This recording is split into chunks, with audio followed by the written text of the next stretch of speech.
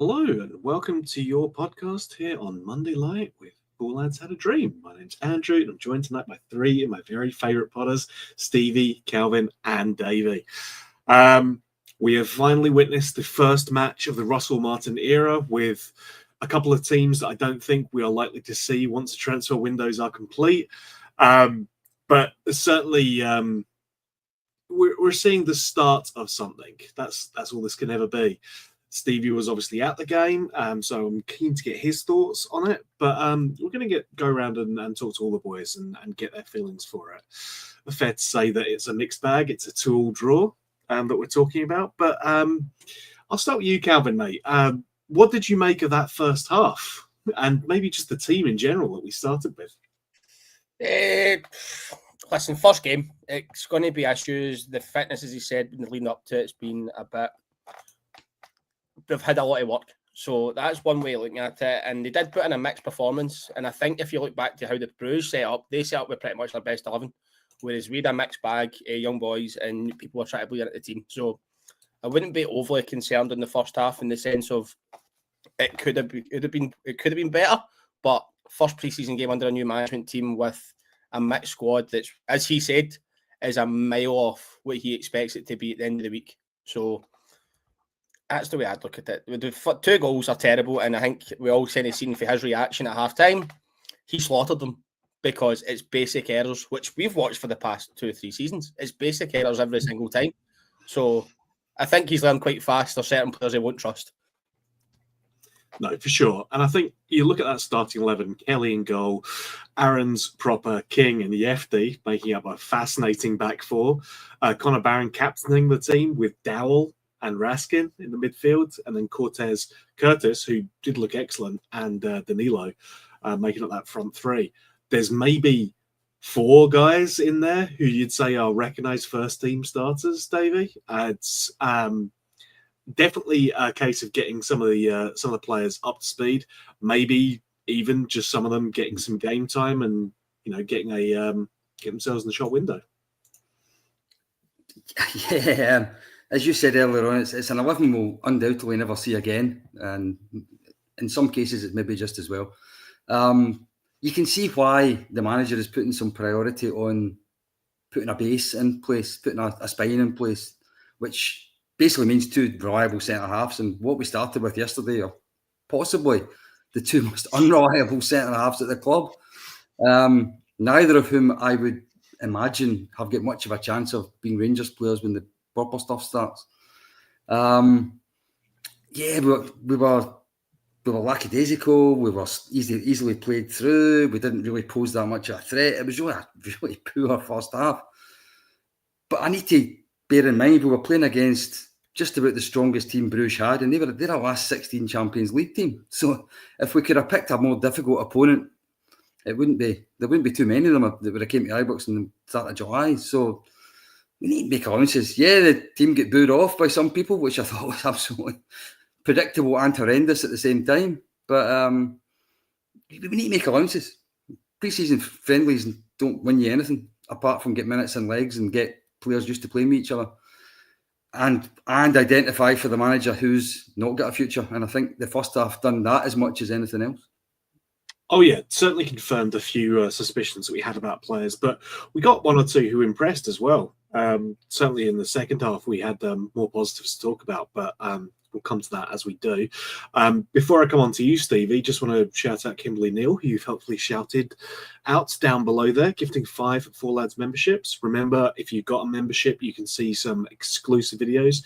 Davie's First and Favourites series that he's doing with the Podders. A new episode of that was recorded today with our very own Derek, who's got his own show as well, Coach's Corner. So there's loads of exclusive content on there.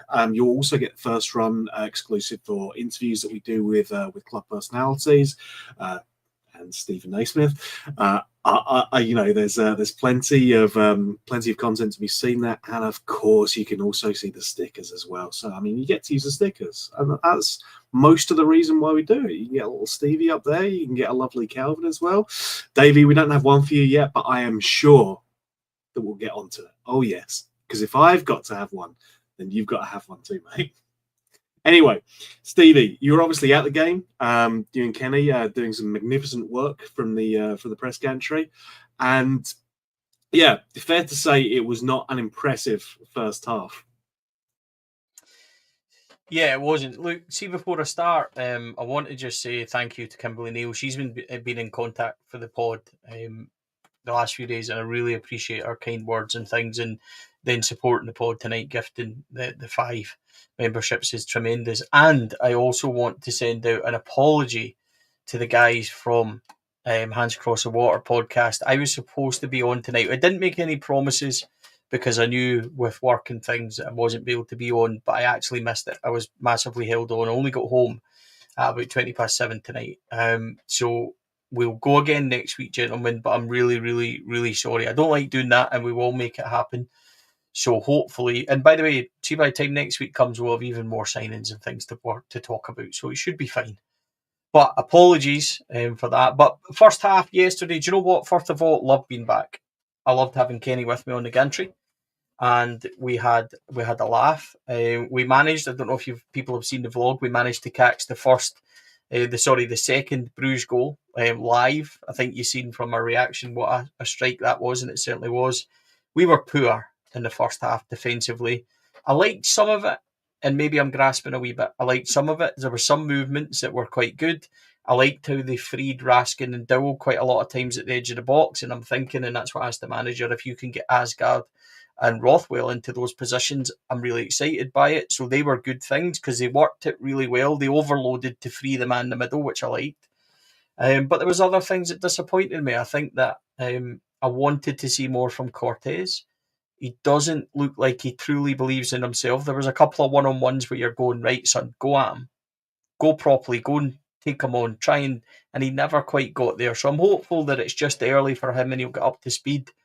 Midfield wise, I don't think, Nico's all right. Nico, that's in there for fitness, but I think the others, I think we're all aware that Dowell, isn't going to be a Rangers player. Connor Barron's fighting to be part of the squad. I think that's fair, and your centre backs aren't going to be. So from that point of view, right, the manager would have learned a lot, and it probably would have confirmed things that he already knew. So from a friendly point of view, we don't like watching it. I didn't like the booing at halftime. But I get it. The demands are high. But see, from a learning point of view for Russell Martin, I think it's spot on. And he commented on that. So first half, Andrew, and I say that because we didn't get beat and there was a bit of revival in the second half. So we're not as dull, and the boys will probably say the same thing. If it had ended 3-0, we would have been a lot more upset. But you can take the first half in isolation and say, right, the positives of that is Russell Martin seen that up close. He now knows. He's now well aware, and we take the positives of the second half, your Bairamis and your Diamandis, etc. So first half wasn't great, but we learned a lot, or hopefully Russell Martin learned a lot that we already kind of knew. Yeah, and I mean, to an extent, as a manager, you've got to try and back yourself and say, no, I will be the person who can get a different performance out of some of these players. But by the same token, you do have to sometimes see it in real life and understand what I guess fans have been yelling at you for a while. It was not great watching, I think, for large portions of that first half. There's the caveats. It's early days. We don't expect to see this starting 11 ever again, I think. And Russell Martin said beforehand, the plan was to run these players into the ground. So they went into the game knackered as well. And that's good. That's going to build up some fitness to help the players. Hey, man, we go live when we want to go live. It's how we've always done it, because mostly it's when we can do it. We do. Calvin, that second half did improve. We managed to get a couple of goals back, and Diamande, obviously more of a known quantity. That was all good to see. But I believe was it Curtis in the second half who got the goal? No, I'm making that. It was? Yeah. Yep. Okay. Good. I know vaguely what happened during the match. It was an excellent finish for him, and really good to see. And yeah, certainly, obviously, introduction to Tav changed the course of events. But yeah, certainly seemed to have much more of a spark in that second half. Yeah, it was pretty clear. I think Tav did make a big difference in terms that he was very vocal around setting up the team, and it allowed us to be in better positions. You can see a lot of people Martin talking about it. With Proper and that, they were trying to get further up the park, and it just kept leaving gaps, and then he was getting caught out of position. He's done. He's done. Let's be honest. It needs to get sorted, because that was like a joke. Like, that's basically defending positioning, and he was just getting totally lost. And then we've got a right back defender that can't defend, coming and organising the full defence and making it look a lot an easier situation. And you could tell the players grasped around him being on the park, which was good to see. It just created a lot more space, and it let us build up for the back a lot better, because it has said that we will be moving it from the back line quicker. And when Tab was getting it, and moving it forward and moving it into better positions, and we were getting spray passes, getting loose, or getting caught out in the midfield because it was too short. It was so much better in the second half. And Curtis, I thought he was great in the second half. His finish was very, very good. Andrew will be on comparing it to Rabbi Matondo's against PSV, no doubt. Very similar, but it was a very clean finish and a very good set through him. And Bajrami set it up very well, took control in the number 10 position that a lot of people were asking for him for. I was impressed. It was a lot better. You could see the passages were playing were much better, energy levels were much better, and there was just a lot more kind of core around the team. So enjoyed the second half in comparison to the first. No, for sure. Difficult not to, right? Got 2 goals. Didn't concede nothing. Fantastic. Davie, I think we'll dig into some individual player performances a little bit later on, but certainly that second half, with the caveat that Bruges changed their entire team for that second half, certainly looked much more impressive from our perspective. Passage of play seemed to flow together a lot better. The press, which we were trying to do in the first half, I think came off a lot stronger as well. We're more able to impose ourselves onto the game. It just certainly looked much more cohesive in that second half.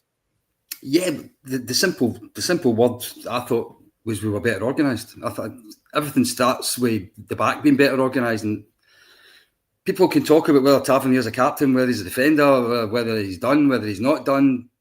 But yesterday he improved the defence when he came on. It's actually as simple and black and white as that.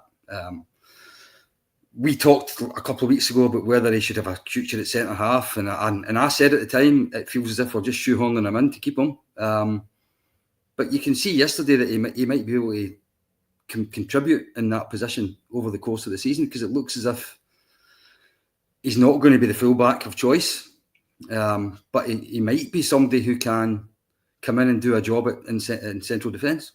Maybe. It's only one game, but he did play there a few times last season, and I don't think he done much wrong there last season either. So why not? Why not? He's a player full of experience. He's played at 500 games for the club. He's played at all the top level in Europe. He reads the game. Yeah, I don't see why he can't play there. And I think the fact that we became better organised, we competed better, allowed the midfield more time in the ball, and then you saw the likes of Diamande and Bajrami coming on and flourishing, because they actually saw more of the ball in better positions than the midfield did in the first half. The one other thing I would say in the second half that I was quite encouraged about was the young boy we brought on up front. Although he's far too raw and far too young to be a first team player yet, I thought he looked physical, keen, and he looked as if he wasn't overawed by playing against a team like Brugge at the age he is. And I think he looked as if he had a bit about him that we could maybe use over the course of the season. No, for sure. And I think it's going to be worth talking about it, Stevie. So we might as well dive in right now. Max Aarons has obviously come in, and I think he would, stake a decent claim to being the first choice right back for us. And I think that does move Tav into the middle of defence, which I think makes sense, because I don't think you are in a position where you're paying out for Tav to sit on the bench if he can contribute in the middle of the pitch, in the middle of the defence rather. Then I think that does make sense. So yeah, I mean, I think Aarons did okay in the first half. I don't see him bombing up and down, but I don't think he particularly put a foot wrong either. But as Davie says, Tav did solidify that defence when he came in. King certainly looked much more comfortable with him next to him, but I think anyone looks more comfortable as long as they don't have Robin Proper next to them. Listen, I'm not going to sit here and 2 foot anyone, but the central defence, Robin Propper's performance yesterday, kind of just solidified what we all know, that he's not good enough, and we wish him all the best, shake his hand, and just encourage him to go to 20 as fast as possible, really. And it's no criticism here. Some players are just not suited to the Scottish game, and you could see that he naturally looked uncomfortable when he moved into midfield for the first goal and lost it, and they subsequently broke. We should have fouled before that. The manager said it himself, but he just didn't do well. And Tav coming on, Tav looked very comfortable. He's got a great range of pass. He played one, actually an excellent diagonal to Finlay Curtis, who took a shot on just a minute before he actually scored, which was a lovely pass. But Tav will play a part as a squad rotation player this year. I've said it consistently. I don't see him starting. Max Aarons will be our first choice right back. And by the way, he's not up to speed yesterday. I thought that he was exposed a wee bit in that setup in the first half, but that also goes down to the fact that Kieran Dowell was just, too busy looking at the blue seats in the stand and pretending he was a footballer. So there's a lot to work on. And you've seen the difference when Diomande and Bayrami and stuff came on in the second half and added that energy. So Tav will be fine. He's not going to get you 20 goals anymore bombing up because he doesn't have the engine for it, but he's a good football brain on him where he can sit and kind of dictate. I don't want him to be our centre half. I don't want him to be first choice. I am more than happy for James Tavernier to play a part in the squad, which hopefully he will. And I thought yesterday he looked fine. Bearing in mind, me and Davie coming on at centre back after the first half, we would have looked like an improvement. So, listen, I think that is a given, more or less. But credit to Tav. I did the ones that stood out to me in the second half yesterday that came on. Tav, Bayrami, Diomande all made a difference. Young Finlay Curtis grew in belief, I think, when he had that pace and things around him, which I liked. But Finlay Curtis is a boy that scored 60 odd goals, in youth and reserve level. He knows how to find the net. He knows where he is. He's athletic. The manager said that he's fast. He can do these things. You just need to add that robustness. Josh Gentles, who Davie mentioned, was good. And he had a couple of incidents where there was bouncing long balls where if he had the experience to kind of back in and use his arse a wee bit, the way that Alfie did, he would have been in there. Because Alfie was a master. Like, we're laughing, but he used to get his arse in and get in and be in front of the striker, the defender. And if Josh Gentles learns that side of it, he could have been in a couple of times yesterday. So I thought he done well. He had a lovely little bit part in Bayrami's run for the goal. It was just the slightest touch, but enough for him to get through.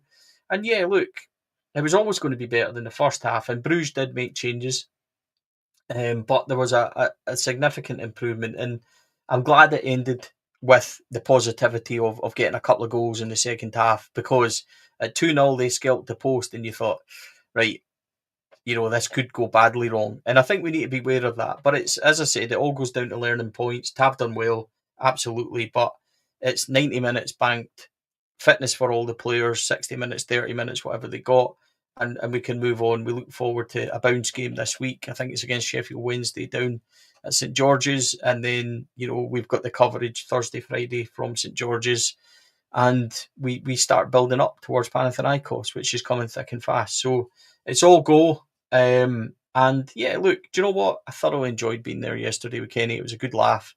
I'm sorry about the wee Tourette's about the ref that came flooding out just after the equaliser, but sometimes the truth just comes hurtling out. But apart from that, job done, on we go. Great to be back. 29,000, really healthy crowd as well. So all in all, good chance to speak to the manager and things. Thoroughly enjoyed it. No, for sure. Like I said at the start, I think your coverage was excellent from your ground, Stevie. Nice to see Kenny back on the gantry as well. It would have been nice to be up there, but me and EasyJet differ about what our departure time means. They have a view that apparently it's half an hour before the actual flight is due to leave. What can you do? Found out my flight back from Glasgow was going to be cancelled if I'd made it up there anyway. So, yes, good all round from them. But nonetheless, fine viewing on Rangers TV. Tom keeping us company as ever. A couple of more players I think it's worth picking out. Bayrami, who I think it's fair to say was inconsistent last season, did have a really good game. I think he was making stuff happen. speaking with my old man about this, it was a question of, is it just a case that he's finally being played in the right position? I think the problem has been he's played in that position this past season. He just failed to impress consistently. I don't know if it's a case that he's found a manager who can get more out of him, or, he's decided that he wants to knuckle down and really try and impress Calvin. But certainly looked much more impressive in that game than I think he's really demonstrated consistently in the past season. Oh, here's a good point. How many times last year did we just lump the ball up over his head? Like, we've seen it with so many good football players. They just get ignored, so the ball goes over the top of them, and then they're left chasing it, or that was totally gone. Yes, he was productive in terms of his shots, but that often came from the left-hand side, which is not his natural position at best.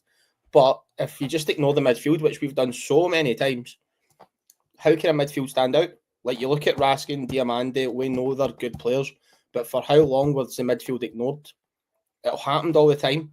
So Bajrami actually getting the ball into his feet and turning and running it into the spaces where he's supposed to perform in, we might see a difference. You might see somebody creating chances. He'll be getting shots off that are more central, so he can go either side of the goalie. If he's cutting in off the right-hand side, everybody knows he's looking for the back post.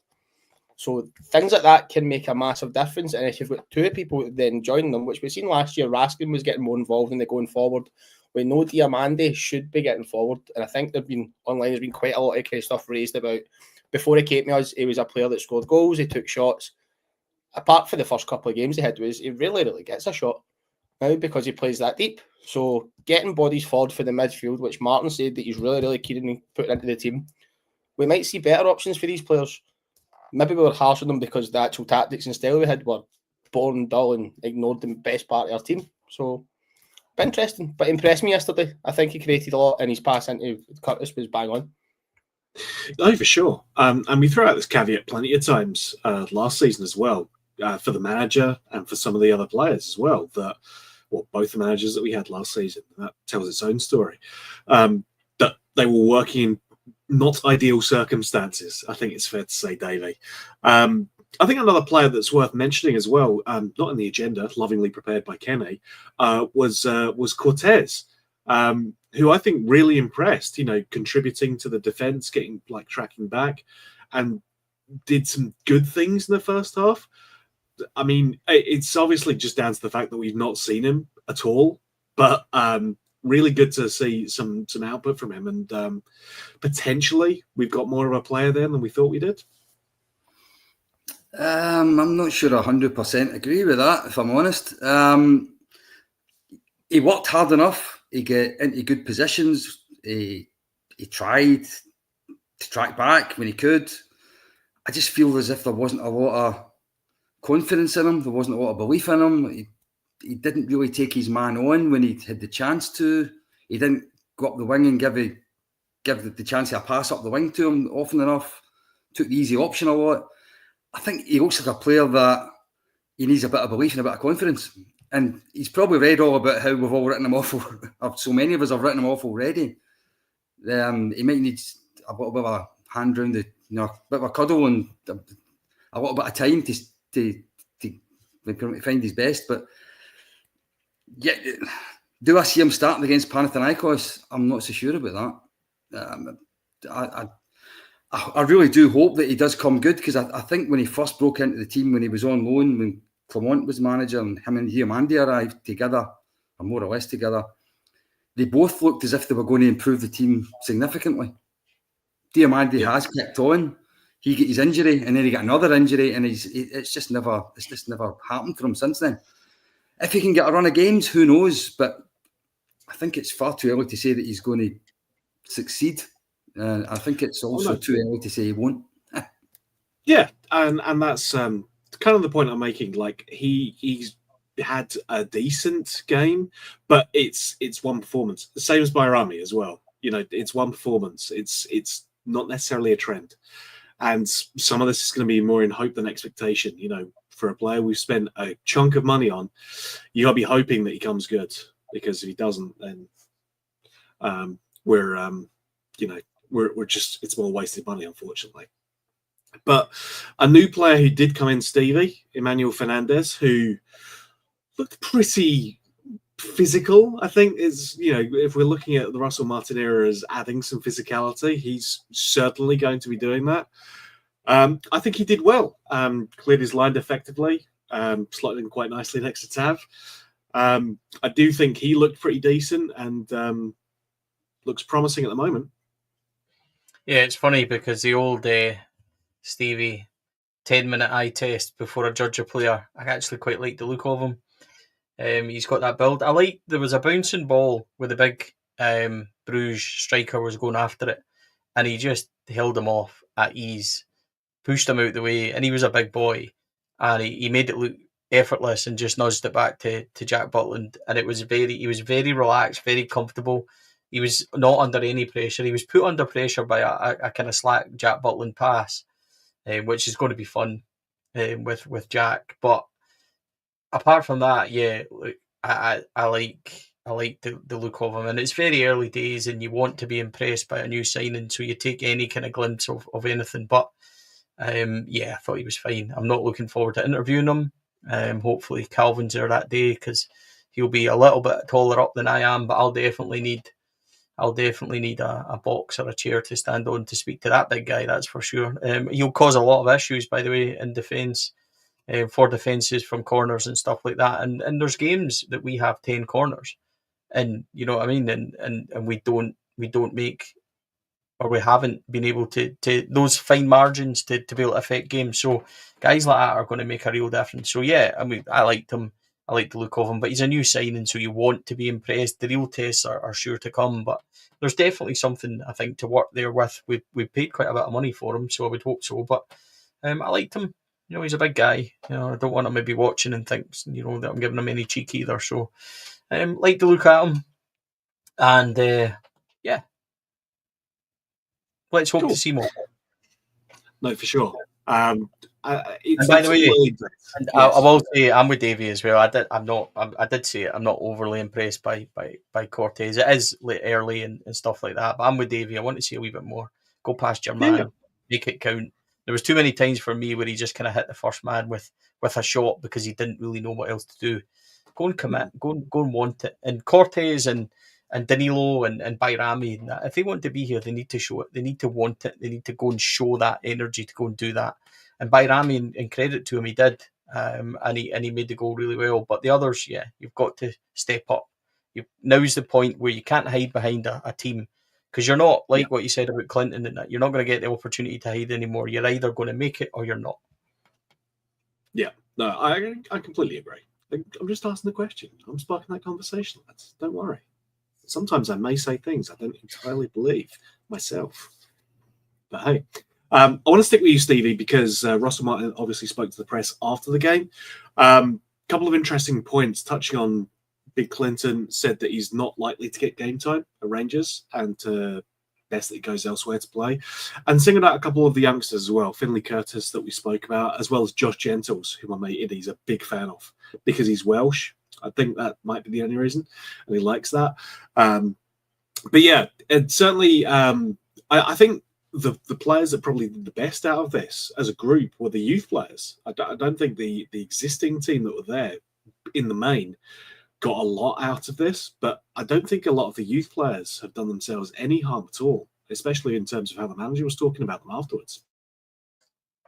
Yeah, he spoke. Listen, Russell Martin, I think, handled it well. I think he knows that there was a lot of questions around Dessers, Egoman, looking for headlines, Vardy, etc. I thought he dealt with them well. I think he kind of enjoyed the footballing questions when you asked him about, you know, freeing the midfielders and stuff like that, and the dark arts. I just thought I had in my head straight away to ask him about the dark arts stuff because you've seen it straight away, especially in a friendly. Raskin's probably not going to get booked for just half in the boy, and there was a bad challenge on the first half on one of our players. I think it was actually Kieran Dow, and the boy never got booked, and it was a worse challenge than Nico Raskin simply just pulling the boy back if he had. So I don't mind that because it's a learning point straight away, and Russell Martin can go and tell them, and he will have told them, next time that happens, you take the man if you can't get the ball. And it's a great learning point. And he was pretty animated about it, wasn't he? He said, you know, it was a good point and stuff like that. So, yeah, I like speaking to him. He's a guy that I think speaks well, but everybody speaks well at the start because they're different. And what's really going to be proven is how Russell Martin, sets everybody up and where we progress as a team, not what happens in the press room, which ultimately doesn't matter, a lot. But fair to say that he's a very likeable guy, Russell Martin. He's very polite. He's very self-deprecating. He likes a laugh. He enjoys a joke. He's very friendly with everyone. And I like his kind of style about him. I don't think there's no airs or graces kind of thing away from the camera. When he's on it, he's quite professional. But look, at the start last season, I was very taken with Philip Clement and how he spoke, and it suddenly became waffle and everything else. And the honest answer is, Andrew, it doesn't really matter. And what matters is what goes out on the pitch and what really transpires out there rather than anything else. Maybe I unmute first and that'll work. Yes, I agree, Stevie. We're a professional outfit over here, lads. That's what we do. It's going to be interesting for sure. Obviously, the players are now going down to the training camp at St George's Park, where England train. And we hope that that's being used from prep time, because as far as I know, the next competitive game, at least that we'll be able to see, will be this Panathinaikos game. So, Calvin, we're certainly looking for some movement both in and out before that happens. Who do we expect to see making their way out the door coming up this next week? And this is only speculation. We don't know for sure unless you've got an in with someone. No wins. I have no wins at all. I think we all know the list of players. You're looking for your Davies, your Dills, your Proppers. You're expecting a few of the younger boys maybe to go out and loan. The problem I have with younger boys going out and loan is they go to clubs that, if you're a midfielder, you tend to get ignored because it's hoofball. If you're a defender, you're up against 6'5" monsters, which is fine. Strikers in Scotland, the clubs that are probably interested in these players, very few actually work towards the style of a Rangers team. So getting these boys out and loan to teams in League One, League Two, what is the point? Because you don't get the game time that involves you improving as a player. We need to look at the European market, but then we see as when you're in Scotland, it's a totally different style of football. It's a hard conundrum, and you can see why they did try and switch it up before. So I expect the people that have been letting us down time and time again in the performances to go, the usuals. But I do expect either young players to step up into the first team or get yourself out to somewhere that they can play football, like you said with Nsiala. If you get to 21, 22 and you're not in the first team, there's very few players that tend to step up at that point. So it'll be an interesting week ahead, but he seemed very confident that certain players will be gone and there'll be new bodies arriving. So time will tell. Yeah, for sure. We know that there are going to be a number of players who are joining up with the squad again. 3 really important, significant players for us. Dessers has got a minor knock, but should come back into the squad. Igaman has been sorting out his visa, and he's going to join back up with the squad as well. And finally, Ravi Matondo is having some surgery as well, so he'll be coming back into the squad once he's recovered from that. But Davie, I mean, we've talked a lot about some of these players. The Igaman and Dessers, links out haven't gone away, but there's definitely a negotiating process going on with the clubs in question who want to buy these players. I think we're seeing an aspect of Rangers trying to protect themselves in this. They're wanting to get the best possible fees. It's early for us to be saying, no, they just need to get the deal done now, because I get that we're anxious. But there's an aspect of that rings true, because this European game is going to come up a lot quicker than we think. The bottom line for both Igaman and Dessers for me is they've both got quite a bit of left in their contract, and unless we get an offer which meets our valuation of the player, then they're going nowhere. I think it's as simple and straightforward as that for me. Do I expect them both to be Rangers players come the end of the transfer window? Probably not. But when they leave, when one or both leaves, I've got no idea when that will be. And the closer we get to the Panathinaikos game without one of them leaving, means more than likely that at least one of them will play in it. And then that starts getting in, but if they've played in the European qualifier, what does that mean in terms of what teams they may or may not be able to go to in terms of being cup tied? And so who knows? I've got no idea more than anyone else has got. I do think there's another couple of players who I think we haven't mentioned yet that would be in their interest to try and find another club. Ross McCausland, for example, who I don't think will make it at Rangers. I think he's got a great attitude, but I just don't think he's got enough quality to be a nailed down starter for Rangers. And he's, like Calvin's talking about, guys in their early 20s. He's getting to that stage in his career. I think he should be chapping the manager's door and asking if he's in the plans, and if he's not, he should be asking to go elsewhere. I think he's getting ambitions to play for his national team. He won't be doing that sitting in the stand at Ibrox every week. Liam King was the other one. I'm not sure how long he's got in his contract, but he's already done loans. He was at Queen's Park last season, and by all accounts, he didn't particularly impress there. I can't see him having any chance of having a future at Rangers, and I'll be amazed if he's still a Rangers player at the start of the competitive stuff. And then it's just a case of who we bring in to replace all these people that we hope are leaving, and that's probably the next conversation you want to have with us, I would think. Yeah, it's certainly the striker berths are the ones that, if we do have outgoings there, we definitely need to see some incomings. Stevie, Danilo, as the only one who's not been linked with a move away, didn't really do a lot to impress. And there's a number of arguments that you can make about that, but I think it would be a concerning position to be in if that's our only striking option from our European ties. So certainly need to be some outgoings there, but the incomings I think need to be happening soon as well. Look, let's call a spade a spade. I think there needs some real quality in the final third. We need wingers. We need a striker that's going to be athletic, available, be able to hold up the ball, score the goals. So yeah, there's real quality needed in that final third, and that's just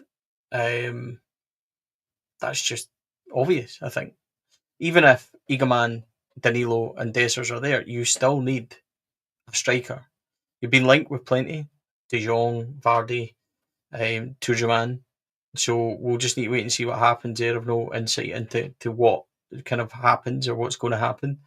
Nasser Njia from Wolves, big centre back from Burkina Faso, will be most likely the next one to come in a year's loan deal. I'm expecting that over the next couple of days, barring a disaster. So, and then with Fernandez and with Njia and then John Souttar, you're looking at proper Davies, Nsiala, King all being available for transfer. I think that's realistic and okay to say that. And you're then needing probably another one in. So where's the Connor Cody deal? We don't know. We'll just need to wait and see, because there's been a lot of rumours. Is that off? Is it on? That's things we'll need to see. So yeah, and Gia looks decent, Andrew, an Arbig centre back. He's it's a loan, so it's gonna be one to improve for somebody else. But if he can come up here and hit the ground running, then yeah, it's going to be a good move. But ultimately, at some point, and hopefully it will happen, they've been linked with a few. The boy from Sheffield United that was on loan last year, I think he's at Bournemouth, by Raksui. I need to double check his pronunciation. He looks decent enough. They've been linked with a boy as well that plays at Maccabi. I think these are interesting links, but let's be honest. Like the truth for me is that we've signed some big guys. We look like quite well organised. It's going to be that kind of thing, but they need excitement. We need guys that are going to get bums off our seats, right? We need guys as well that are going to be killers, so that when we break and when wingers have the chance, there's pace, there's power, there's ability to score goals, to make the actual difference. We need wingers that are going to contribute 15 goal involvements a season, whether it's 7 or 8 goals and 7 or 8 assists each or whatever. Then that's what we need, and we don't have that. Davie's right. Matondo's never going to be fit. He's never going to be available. I got criticism last year for saying I would have sold him for 500,000. Well, I would give him away this year just to save his wages because he's never available. Ross McCausland needs to go somewhere and play football because he's not ready. Finlay Curtis isn't ready, but he's great to be part of the squad and bring on and enhance and get him there. But the truth is, for me at least, and people can disagree and stuff like that, but the truth is for me that we need real quality if we're going to succeed to where we want to go, and quickly. No, for sure. And this is the thing. We know how quickly the transfers can happen for Rangers, at least this season. How quickly we've seen players come in, how quickly deals have been announced.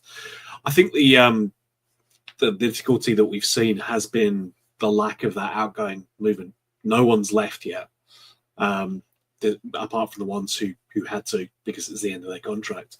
And even at that, we're now getting links with Hadji coming back as well, which I suspect is just agent talk, but never can tell. So yeah, we need to be seeing this movement, and I said as much on the pod I did with you on Saturday, Stevie, that it almost feels like some of these moves out are waiting to happen to unlock these moves in. We don't know for sure if that's the case or not, but certainly we know that we, despite ending the friendly on a positive note, we know that there's still much more surgery needed on this squad to get it ready, especially for Champions League football. So I want to thank everyone because it's been 40 minutes of your time. 3,500 people are watching, which is ridiculous as ever. It's always insane to me, the numbers who turn up. But again, always say it, but can't thank the audience enough for tuning in. You guys keep doing it. You guys keep showing up and subscribing, joining as members even. It's amazing. And the support that you guys have shown through this this summer, where in fairness to us, we have had plenty to talk about, despite not thinking we would beforehand. It's still been great to see everyone hanging around, joining in and having fun with it. And I'm glad that we are getting back towards the football and start to see more of Stevie's happy face on the gantry. At times, it depends on what Rangers will do for us, unfortunately, but I think there'll be some more faces that we'll see up there as well this season. So I'm looking forward to that. Calvin, thank you very much, my friend. Always appreciate you coming on. Thanks, man. It was nice actually to talk about some good stuff this time for a change. It's been a while. Yeah, that's always good fun, right? Davie, I appreciate you coming on, doing double duty today. Already doing a first and favourites pod and coming on to the podcast as well. So I appreciate that, mate. No problem. It's the advantage of me being an old retired guy. I've got all day to do these things. But yeah, that was good. And I confidently expect that this time next week and Monday we'll have something to talk about in terms of new players in. I'm certain of that. Davie, even if we have nothing to talk about, you know that we'll still do about an hour's worth of podcast anyway, because that's just how good we are. Stevie, my friend, appreciate you coming on. Doing plenty of work this past few weeks, so thank you very much, mate. I do appreciate it. Well, yeah, it's my job now, isn't it? So yeah, I think just wanted to say thank you. Picked up quite a few new members. Jim Kelly's just became a member. Huge thank you to Kimberly Neil again for gifting those 5 memberships, and the support for the members on YouTube is incredible. Dougie, who's been commenting, finally managed to become a member. We really, really appreciate it. As I said, I think there's 500 strong YouTube members who get access to a little bit of extra stuff, but really you're just supporting the podcast and you're supporting myself. So really, really appreciate it. If you don't, please sub. We are heading towards 8,500 subs. The reaction and the growth in the pod has been incredible. So, yeah, you never know, Andrew. There might just be a breaking news pod tomorrow, Wednesday, some point. I'm sure it will be. Kenny and I will be back on Wednesday, that's for sure. And then we'll have full coverage from St George's at the end of the week. Myself, and I know I've said this, I don't want to repeat it, but myself and Davie Edgar are heading down for fan media, and we'll be reporting for there. So, yeah, really looking forward to it. Looking forward to what coverage we can bring, and hopefully there'll be lots of positivity in the coming days for signings in and as we keep taking steps towards where we're going to be. So looking forward to it immensely, and just a huge thank you, I think, to everybody who supports the channel, Andrew. Yeah, no, absolutely. Always echo that. And can't thank everyone out there enough. As I always say, if you say subscribe to us, make sure you tick the bell. Make sure you got your alerts all turned on, because if we do decide to go live with a breaking news podcast, which may or may not happen over the next couple of days, you guys will be the first to hear about anything that's happening at Rangers. So, again, cannot thank you guys enough for your support. We appreciate you watching. We appreciate you listening. If you're listening back, if you're watching this not live, that's absolutely fine too.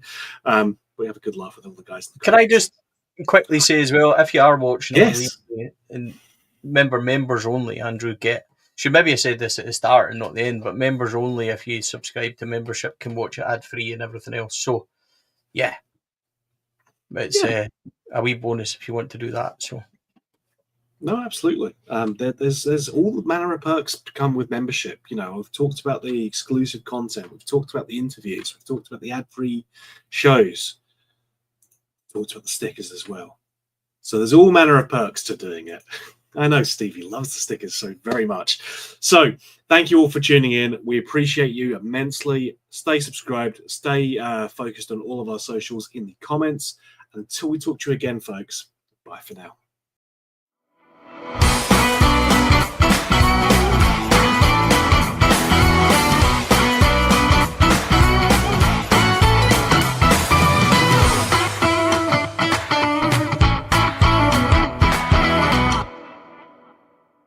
The Four Lads podcast is sponsored by Rhino Express, Clydeview Joinery, Athol Industrial Solutions Limited, and CSD Air Conditioning, in partnership with Black Rooster and Art of Gold. Thank you for listening to or watching the podcast. We hope you enjoyed the show.